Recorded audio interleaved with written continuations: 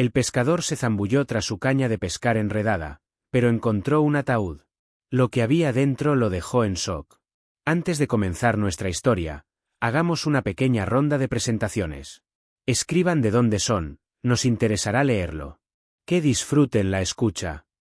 El sol apenas se había escondido tras las colinas que rodean el embalse del Atazar, cuando Juan Morales sintió el tirón. La caña de pescar se tensó en sus manos, las venas marcadas en sus antebrazos de 45 años se hincharon mientras intentaba recuperar el sedal. El agua, fría y oscura, lamía la orilla con un murmullo constante, y el aire olía a pino húmedo y tierra removida. Juan frunció el ceño, mascullando un taco por lo bajo. No era la primera vez que un anzuelo se enganchaba en algo bajo la superficie de este embalse perdido a las afueras de Madrid, pero esta vez el peso era diferente, más sólido, como si el fondo mismo se negara a soltarlo. Se quitó la chaqueta vieja, una reliquia de lana que había comprado en un mercadillo de la sierra, y la dejó caer sobre la hierba. No había tiempo para dudas. Con un suspiro resignado, se lanzó al agua. El frío le cortó la respiración, como si 1000 agujas se clavaran en su piel curtida. Nadó hacia abajo, guiado por la línea tensa, mientras la luz del crepúsculo se desvanecía en la superficie. Sus manos tantearon entre el lodo y las algas hasta que tocaron algo duro, rectangular, con bordes ásperos. No era una roca ni un tronco podrido. Era madera tolosa. Con un esfuerzo que le hizo arder los pulmones, tiró hacia arriba, emergiendo con un jadeo y arrastrando su hallazgo a la orilla.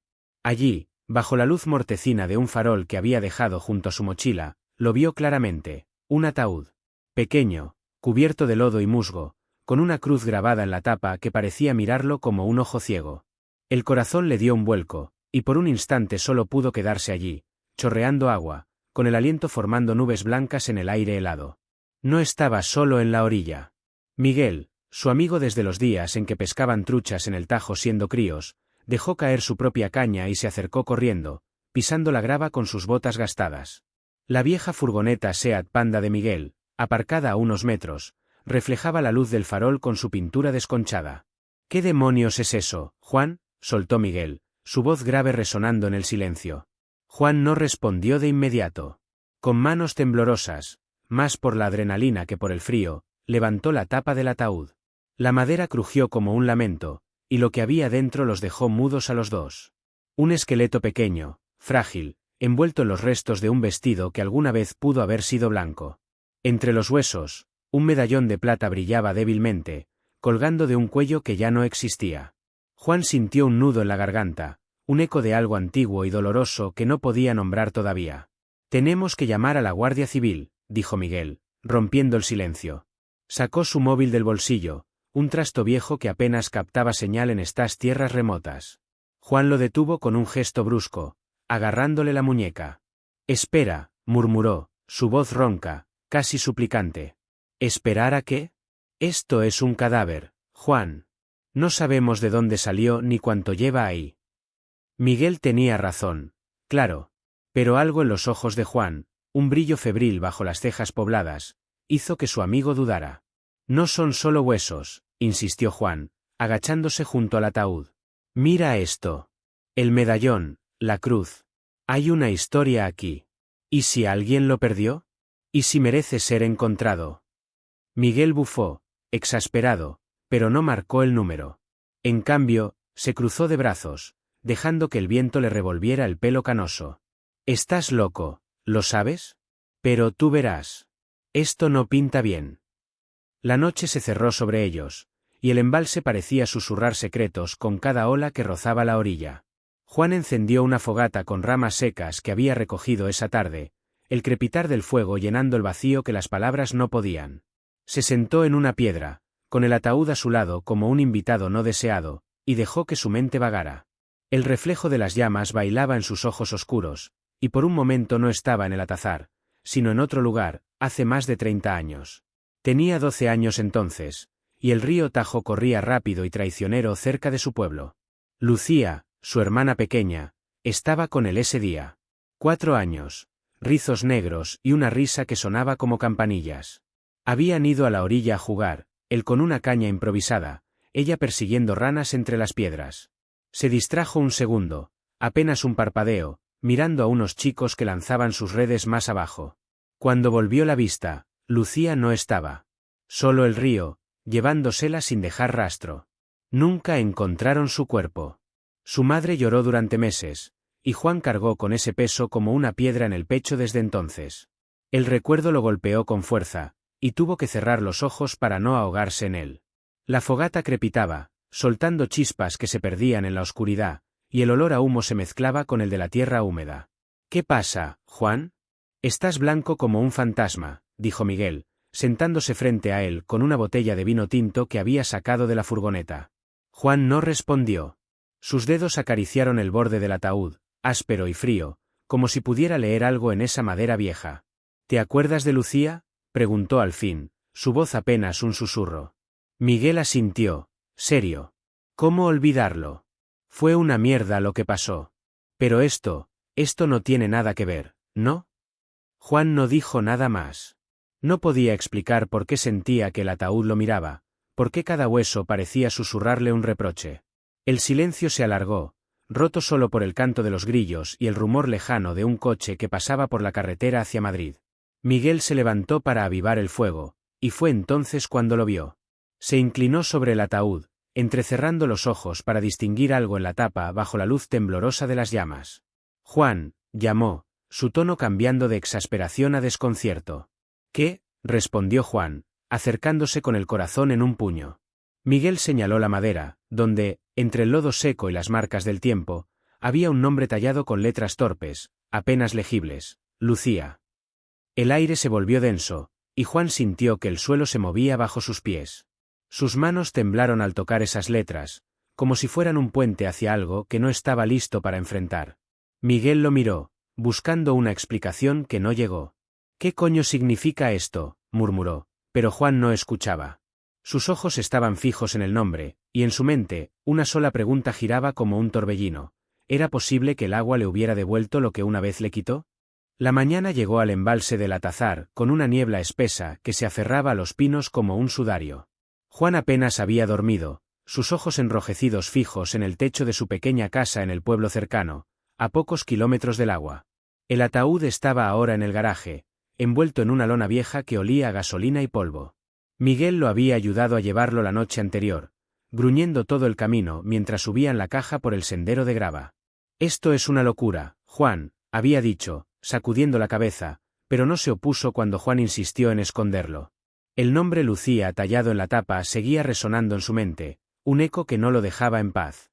Se levantó al alba, con el cuerpo pesado como si hubiera arrastrado rocas toda la noche, y preparó un café en la cocina. El aroma amargo llenó el aire, mezclándose con el olor a madera vieja de la casa, una construcción humilde que había heredado de su padre. Mientras el café borboteaba en la cafetera, Juan sacó su móvil, un modelo barato que había comprado en un MediaMarkt de Madrid años atrás. Abrió la galería y revisó las fotos que había tomado del ataúd, la cruz tallada, el medallón de plata brillando entre los huesos, las letras torcidas de Lucía. Acercó la imagen del medallón, intentando distinguir los detalles bajo la luz tenue de la pantalla. Era una pieza sencilla pero elegante, con un diseño que no parecía de ahora. ¿De dónde había salido? Encendió el portátil, un trasto lento que zumbaba como un motor viejo, y buscó en Google noticias sobre niñas desaparecidas en la zona. Los resultados eran un revoltijo de titulares recientes y artículos vagos, pero nada que encajara con un ataúd en el embalse. Se recostó en la silla, frotándose las sienes. El recuerdo de Lucía volvió sin aviso, como un golpe sordo en el pecho. Aquel día en el río Tajo, el sol quemando la nuca, las risas de los chicos pescando a lo lejos. Él estaba tan absorto en su caña que no vio cómo su hermana se acercaba demasiado al borde. El agua se la tragó en un instante, y él se quedó allí, paralizado, con las manos vacías. «¿Por qué no salté?», se preguntó, como lo había hecho 1000 veces desde entonces. Un ruido lo sacó de sus pensamientos. La puerta del garaje chirrió, y Juan se levantó de un salto, derramando café sobre la mesa. «Miguel», llamó, pero no hubo respuesta. Agarró un destornillador del cajón, lo primero que encontró, y salió al patio. El aire estaba fresco, cargado del aroma a tierra húmeda y resina de los pinos cercanos. El garaje estaba al fondo, una estructura de ladrillo con un tejado inclinado que crujía con el viento. La puerta estaba entreabierta, y la lona seguía cubriendo el ataúd, intacta. Suspiró, relajando los hombros. Probablemente había sido un gato o el viento. Volvió a la casa, pero decidió que no podía dejarlo así. Necesitaba respuestas. Guardó el móvil en el bolsillo y anotó en un papel lo que haría: buscar en los archivos de la Biblioteca de Madrid, tal vez preguntar a alguien sobre el medallón. No podía llamar a la Guardia Civil, no todavía. Si ese ataúd tenía algo que ver con su Lucía, lo descubriría él mismo. El día pasó en una mezcla de rutina y nervios. Juan limpió el sedal de su caña, aunque no tenía intención de volver al embalse pronto, y preparó una tortilla de patatas para el almuerzo, el olor a aceite caliente llenando la cocina. Estaba cortando cebolla cuando oyó el motor de un coche en la entrada. Dejó el cuchillo y salió a ver. Era Clara, su hija, bajando de un Seat Ibiza rojo con una mochila al hombro. 23 años, estudiante de historia en la Complutense, con el pelo castaño recogido en una coleta desordenada. ¿Qué haces aquí?, preguntó Juan, sorprendido. Clara sonrió, pero había algo tenso en su expresión. Tenía un par de días libres y quería verte. ¿Pasa algo? Te veo raro. Juan intentó disimular, frotándose las manos en el delantal. Nada, solo cansado. Pasa, te hago un café. Pero mientras entraban, Clara miró hacia el garaje, frunciendo el ceño. ¿Qué tienes ahí dentro? Huele a humedad. Juan sintió un escalofrío. No quería mentirle, pero tampoco estaba listo para contarle la verdad. La llevó a la cocina, donde el calor de la sartén aún flotaba en el aire, y sirvió 2 tazas de café. Hablaron de cosas pequeñas: los exámenes de Clara, el tiempo en Madrid, la vecina que siempre se quejaba del ruido de los perros. Pero los ojos de Clara seguían desviándose hacia la ventana que daba al garaje. Finalmente, ella dejó la taza y se levantó. Voy a por mi chaqueta, la dejé fuera, dijo, y antes de que Juan pudiera detenerla, salió. Él la siguió, con el corazón acelerado, pero fue demasiado tarde. Clara abrió la puerta del garaje, apartó la lona y se quedó helada. Papá, ¿en serio? ¿Un ataúd en el garaje? Su voz temblaba entre incredulidad y enfado. Juan se acercó, buscando palabras que no encontraba. No te metas, Clara. Esto es cosa mía, logró decir, pero ella ya estaba junto al ataúd, mirando el medallón con ojos abiertos como platos. El sol se ponía tras las colinas, tiñendo el cielo de un naranja apagado. Juan llevó a Clara de vuelta a la cocina, casi a rastras, y cerró la puerta del garaje con un candado que encontró en un cajón. Se sentaron frente a frente, el silencio pesando como una losa. Habla, papá, dijo ella al fin, cruzándose de brazos. Juan respiró hondo, mirando la taza vacía entre sus manos. Es sobre Lucía, empezó, y las palabras salieron lentas, como si dolieran. Le contó lo que recordaba: el río, el día que la perdió, la culpa que nunca lo dejó. Clara escuchó, inmóvil, sus ojos brillando con algo entre tristeza y asombro. ¿Y ese ataúd? ¿Qué tiene que ver con ella?, preguntó. Juan dudó, pero al final señaló el medallón. Lo encontré ayer. No sé qué significa, pero el nombre en la tapa es Lucía. Clara se inclinó hacia él, tocando su mano con dedos fríos. Entonces, ¿crees que podría ser ella? Juan no respondió. No podía. La noche cayó sobre la casa, y el viento silbaba entre los árboles, trayendo el eco lejano de un tren que pasaba rumbo a Atocha. Clara se quedó mirando el medallón, que ahora estaba sobre la mesa, brillando bajo la luz de una lámpara vieja. Es como el que tenía la abuela, murmuró, casi para sí misma. Juan frunció el ceño, inclinándose hacia ella. ¿Qué dices? Clara levantó la vista, Siria. El medallón de la abuela Carmen. Lo llevaba siempre, ¿no te acuerdas? Este es igual. Antes de que Juan pudiera procesarlo, un golpe seco resonó en la puerta principal. Los dos se miraron, el aire cargado de tensión. Juan se levantó, con el destornillador otra vez en la mano, y se acercó a la entrada. El pomo giró lentamente bajo sus dedos, y el sonido de la noche se coló dentro, trayendo consigo una pregunta que ninguno de los dos quería responder. ¿Quién estaba al otro lado? El golpe en la puerta resonó como un trueno en la quietud de la noche. Juan apretó el destornillador en su mano, el metal frío contra su palma sudorosa, mientras el viento colaba un silbido helado por las rendijas de la casa. Clara se levantó de la silla, con el medallón aún entre sus dedos, y lo miró con ojos grandes y alerta. ¿Quién es?, Papá, susurró, pero Juan no respondió. Avanzó hacia la entrada, cada paso resonando en el suelo de madera vieja que crujía como un lamento. El pomo tembló bajo su agarre, y cuando abrió la puerta, la luz de la lámpara del porche iluminó una figura encorvada. Pedro, el vecino del pueblo, un anciano de rostro arrugado y manos nudosas que siempre olía a tabaco negro. «¿Qué haces aquí a estas horas?», gruñó Juan, bajando el destornillador pero sin soltarlo. Pedro entrecerró los ojos, su mirada saltando hacia el garaje.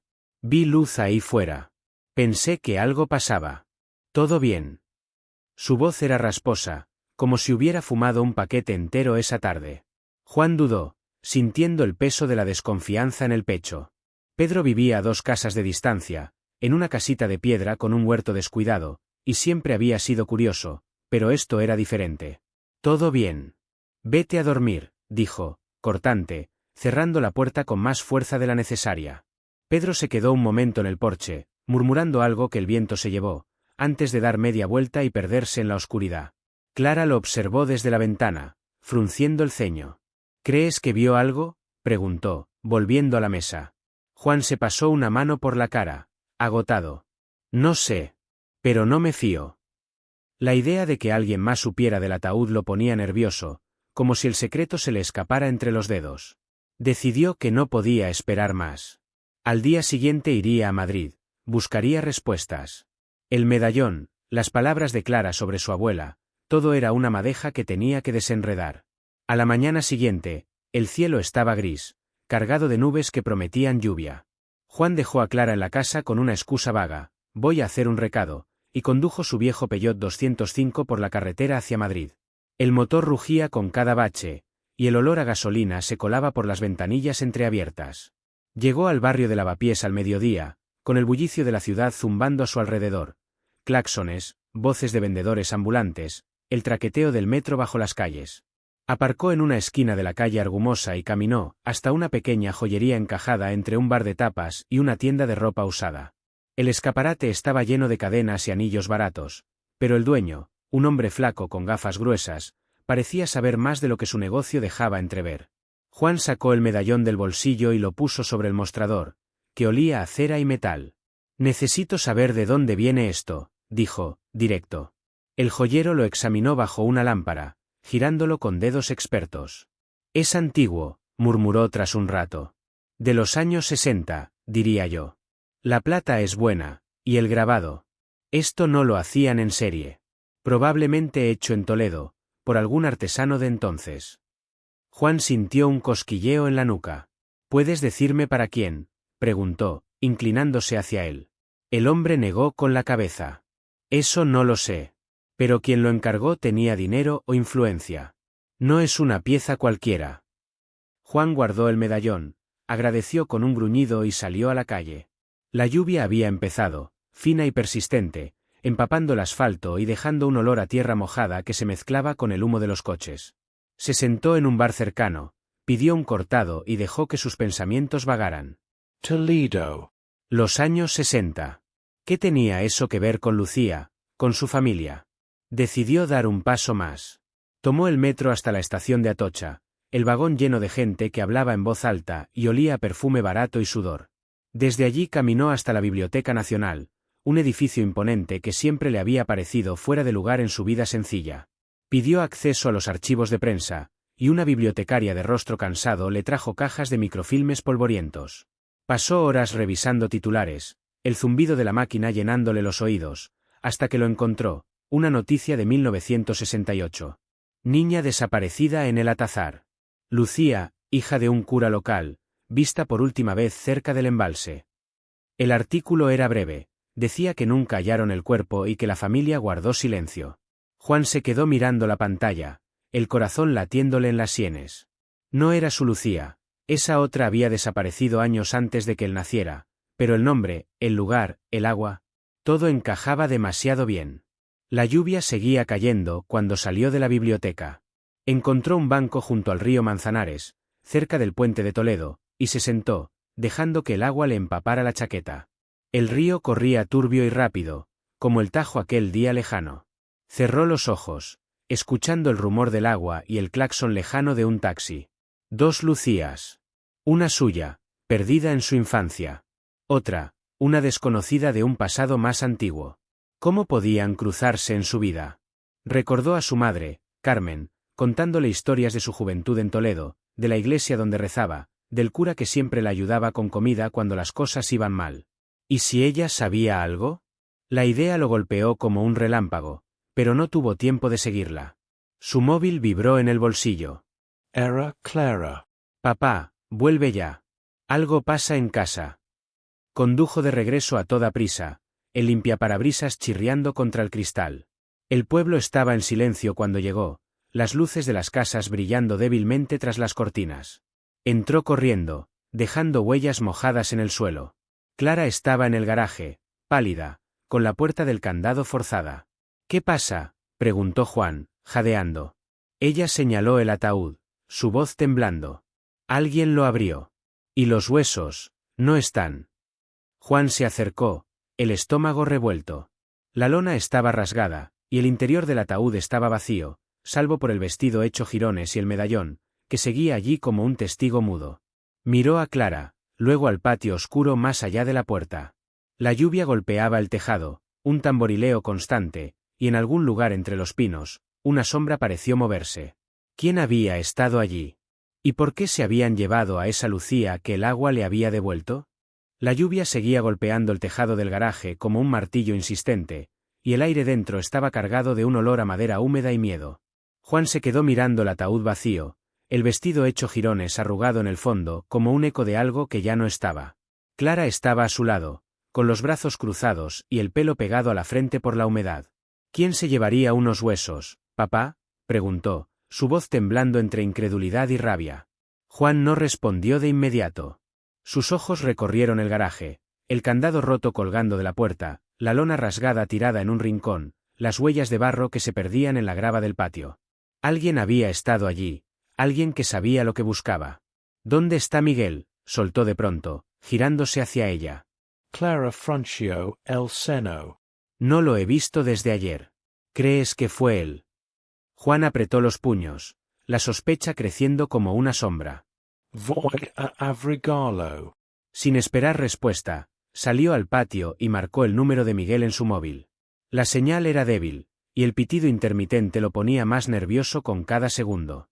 Finalmente, Miguel contestó, su voz grave cortada por el ruido del viento. ¿Qué pasa, Juan? Estoy en casa. Juan no se anduvo con rodeos. El ataúd está vacío. Los huesos no están. Fuiste tú. Hubo un silencio al otro lado, tan largo que Juan pensó que la llamada se había cortado. Te juro que no toqué nada, dijo Miguel al fin, con un tono que sonaba sincero pero tenso. Nos vemos en el embalse en media hora. Hay que hablar. Juan colgó, mirando a Clara, que lo observaba desde la puerta. Quédate aquí, le ordenó, pero ella negó con la cabeza. Ni loca. Voy contigo. No tuvo fuerzas para discutir. El camino al embalse del Atazar fue un borrón de lluvia y faros temblorosos. El Peugeot traqueteaba por la carretera, y el limpiaparabrisas apenas podía con el aguacero. Llegaron a la orilla, donde la furgoneta de Miguel ya estaba aparcada, su silueta oscura recortada contra el agua negra. Juan bajó del coche, con Clara pisándole los talones, y se acercó a su amigo. Miguel estaba junto a la orilla, con una linterna en la mano que iluminaba huellas de neumáticos en el barro y una zona de tierra removida cerca de unos arbustos. Mira esto, dijo, señalando el suelo. Alguien estuvo aquí antes que nosotros. Juan se agachó, tocando la tierra con dedos fríos. Las marcas eran recientes, profundas. ¿Quién más sabía del ataúd?, murmuró, más para sí mismo que para Miguel.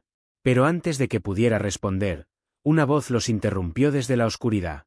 Yo lo sabía. Pedro salió de entre los pinos, su figura encorvada emergiendo como un espectro bajo la lluvia. Llevaba una chaqueta vieja empapada y una bolsa de plástico en las manos, de la que goteaba agua sucia. Juan se levantó de un salto, el corazón latiéndole en el pecho. ¿Qué tienes ahí?, exigió, dando un paso hacia él. Pedro lo miró con ojos hundidos, brillantes de algo que parecía dolor o locura. Es ella, dijo, abriendo la bolsa. Dentro estaban los huesos, frágiles y amarillentos, envueltos en un trapo que alguna vez fue blanco. Clara ahogó un grito, y Miguel retrocedió, mascullando un joder entre dientes. Juan sintió que el aire se le escapaba. ¿Por qué lo hiciste?, preguntó, su voz temblando de furia. Pedro dejó caer la bolsa al suelo, el sonido húmedo resonando en la noche. «Es mi hermana», dijo, y las palabras cayeron como piedras. «Lucía. La del 68. Mi padre, el cura, la mató». Hizo una pausa, su respiración entrecortada mientras la lluvia le corría por la cara. Tenía 6 años cuando pasó. Ella era mea, doce. Se metió en problemas, un embarazo, algo que él no podía soportar. La llevó al embalse una noche, la ahogó y la metió en ese ataúd. Yo lo vi todo desde los arbustos, pero era un crío, no hice nada. Su voz se quebró, y por un momento solo se oyó el agua golpeando la orilla. He vivido con eso toda mi vida. Cuando vi que lo sacaste, supe que era mi chance de darle paz. Juan lo miró, atónito, mientras las piezas encajaban con un chasquido doloroso. No era su Lucía, sino otra, una víctima de un secreto más viejo que él. Pero antes de que pudiera hablar, faros cortaron la oscuridad. Un coche de la Guardia Civil apareció en el camino, y Clara salió corriendo hacia ellos, agitando los brazos. «Aquí», gritó.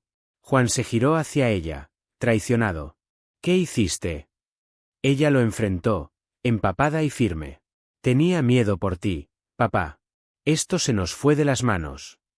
Los guardias bajaron, linternas en mano, gritando órdenes que se perdían en el caos. Pedro intentó huir, sacando una navaja del bolsillo, su hoja oxidada brillando bajo la luz. Juan reaccionó por instinto, lanzándose sobre él y tirándolo al suelo. La navaja cayó al barro, y Pedro se retorció, gritando: «¡Es mía!». No me la quiten. Los guardias lo esposaron, arrastrándolo al coche mientras la lluvia seguía cayendo sin piedad. Juan se quedó de rodillas, el barro pegándose a su ropa, mirando cómo se llevaban a Pedro y los huesos. Clara se acercó, temblando, y lo abrazó. Él la apretó contra sí, sintiendo el calor de su cuerpo contra el frío que lo calaba hasta los huesos.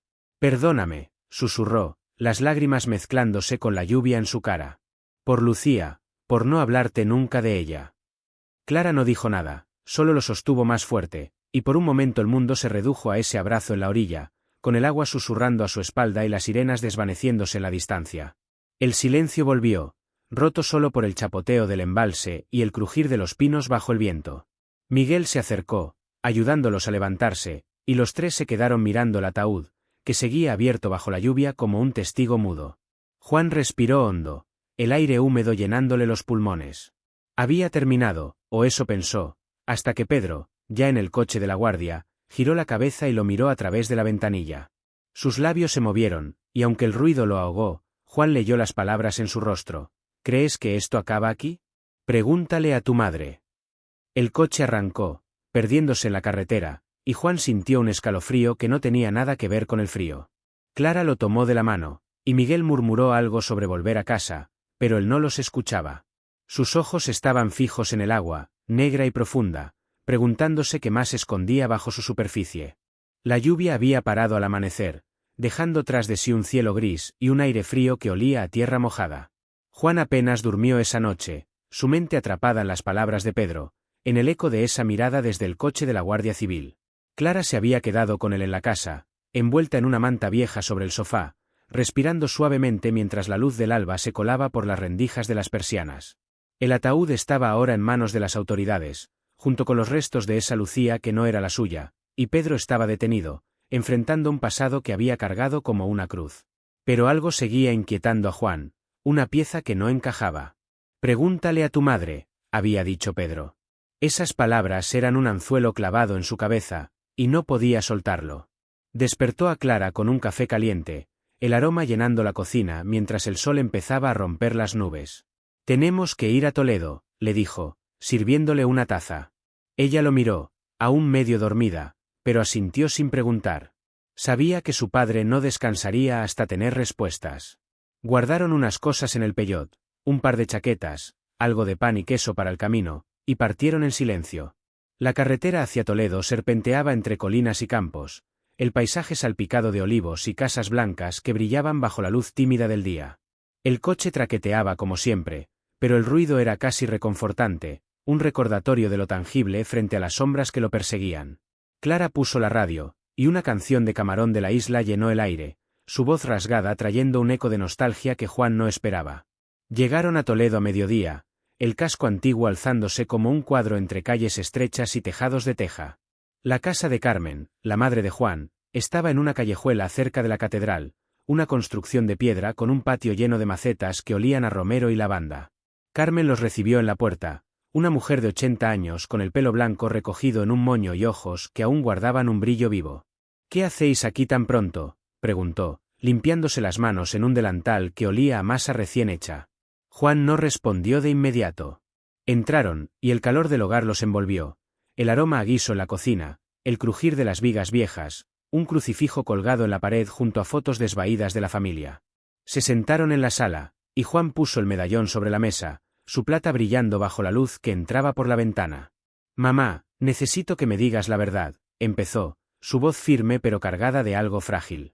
Carmen miró el medallón, y por un instante sus manos temblaron. «¿De dónde sacaste eso?», murmuró, sentándose lentamente. Juan le contó todo, el ataúd en el embalse, los huesos, la confesión de Pedro. Clara lo escuchó en silencio, sus ojos saltando entre su padre y su abuela. Cuando terminó, Carmen suspiró, un sonido profundo que parecía venir de algún lugar antiguo dentro de ella. «Lo sabía», dijo al fin. «No todo, pero algo. Ese medallón lo hice yo, hace muchos años. Fue un regalo para el cura, el padre de Pedro y de esa Lucía. Nos ayudó cuando tu padre murió, cuando no teníamos ni para comer. Yo era buena con las manos, y él me pidió algo especial. No supe para qué lo quería hasta después». Juan frunció el ceño, inclinándose hacia ella. «¿Después de qué?». Carmen cerró los ojos, como si revivirlo le doliera. «Después de que Lucía desapareciera. Había rumores en el pueblo, decían que el cura la había castigado por algo, pero nadie preguntó. Yo no quis saber. Tenía mis propios problemas, a ti y a tu hermana que criar». Hizo una pausa, mirando a Juan con tristeza. «Cuando Lucía, la tuya, se ahogó, pensé que era una maldición. Que el agua se llevaba lo que amábamos por algún pecado que no entendía». Juan sintió un nudo en la garganta, las palabras de su madre abriendo heridas que creía cerradas. Clara tomó su mano, apretándola con fuerza, y por primera vez en mucho tiempo, él no se apartó. Decidieron hacer algo con ese peso. Al día siguiente, volvieron al embalse de El Atazar. Juan llevó 2 cruces de madera que había tallado en casa, simples pero firmes, y las clavó en la orilla, una por cada Lucía. El agua estaba calma, reflejando un cielo despejado que parecía nuevo. Encendieron una fogata con ramas secas, el crepitar del fuego mezclándose con el canto de los grillos que volvía con la tarde. Clara se sentó a su lado, y él la rodeó con un brazo, sintiendo el calor de las llamas en la cara. «Nunca te hablé de ella», dijo, mirando el fuego. «De Lucía, de cómo pasó. Quería protegerte, pero solo me escondí». Clara apoyó la cabeza en su hombro. «Ya no importa, papá. Ahora lo sé. Y tú también». Hablaron hasta que el sol se puso, compartiendo recuerdos que la había guardado como secretos. Las tardes en el Tajo, las risas de Lucía, los días en que soñaba con ser un padre del que ella pudiera estar orgullosa. La noche trajo una paz que Juan no esperaba. Decidió vender las cañas de pescar, dejar el embalse atrás.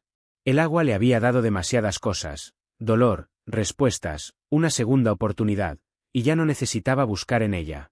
Mientras recogían las cosas, Clara sonrió, señalando el horizonte donde las luces de Madrid empezaban a encenderse. «Vamos a casa», dijo, y Juan asintió, sintiendo algo ligero en el pecho por primera vez en años. Subieron al coche, y el motor rugió al arrancar, llevándolos por la carretera mientras el sonido lejano de unas campanas resonaba desde una iglesia perdida entre las colinas. El embalse quedó atrás, brillando bajo la luna, y por un instante, mientras conducía, Juan juró ver una sombra pequeña junto al agua. Una niña, quizás, parada cerca de las cruces, su figura difuminándose en la niebla que subía desde la orilla. Parpadeó, y ya no estaba. Clara lo miró, curiosa.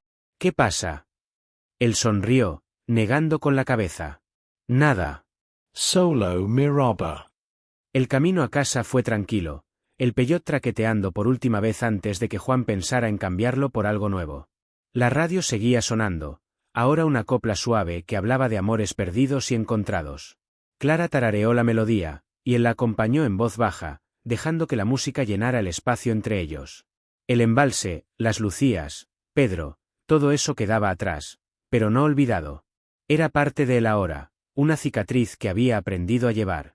Y mientras las luces del pueblo aparecían al final de la carretera, Juan supo que, por fin, podía mirar adelante sin que el agua lo arrastrara de vuelta.